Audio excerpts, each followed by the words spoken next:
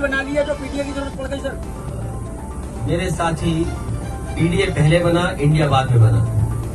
और उसके बाद मैंने कई मौकों पर कहा कि इंडिया गठबंधन जरूर है, लेकिन हमारी स्ट्रेटेजी पीडीए है और पीडीए ही एनडीए को हराएगा।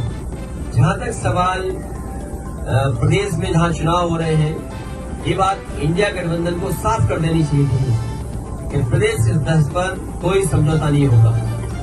मुझे लगा जब मध्य प्रदेश के नेता ने और उनके जो पूर्व मुख्यमंत्री रहे, उन्होंने हमसे जब बात की और कहा कि आप किन सीटों को चाहते हैं, तो मैंने उत्तर प्रदेश में या मध्य प्रदेश में जो समाजवादी पार्टी की परफॉर्मेंस थी, समय के चुनाव में वो पूरी परफॉर्मेंस भेज दी।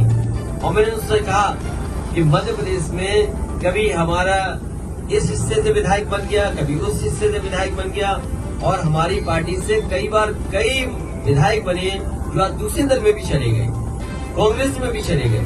और मैंने याद दिलाया कि जिस समय कांग्रेस को समर्थन की जरूरत थी, उसमें सबसे पहले समाजवादी पार्टी के विधायक ने समर्थन किया था और सरकार बनी थी।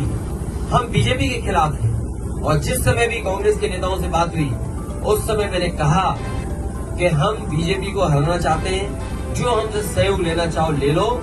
और उस समय उन्होंने बैठक करके रात में 1 बजे बैठ करके, जिसमें हमारी पार्टी के एमएलसी रहे श्याम सुंदर जी, विधायक रहे दीपक, हमारे प्रदेश के अध्यक्ष, पार्टी के संगठन के डॉक्टर मनोज, इन लोगों ने बैठ करके कांग्रेस के वरिष्ठ नेता, दोनों पूर्व मुख्यमंत्रियों से बात की।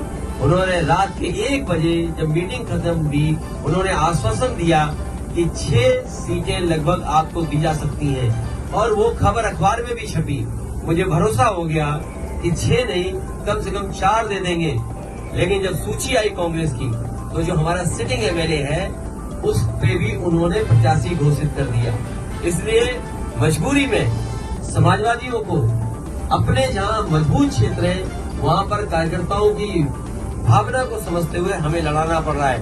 मैं ये भरोसा दिलाता हूं कि समाजवादी पार्टी उन्हीं सीटों पे लड़ेगी जहां पार्टी का संगठन है, या संगठन उनको कहेगा हम बीजेपी को हराना चाहते हैं, उस लक्ष्य में हम लोग आगे बढ़ेंगे। और जहां तक सवाल है एक कांग्रेस नेता के बारे में, आजमगढ़ का रिश्ता समाजवादियों से बहुत गहरा है।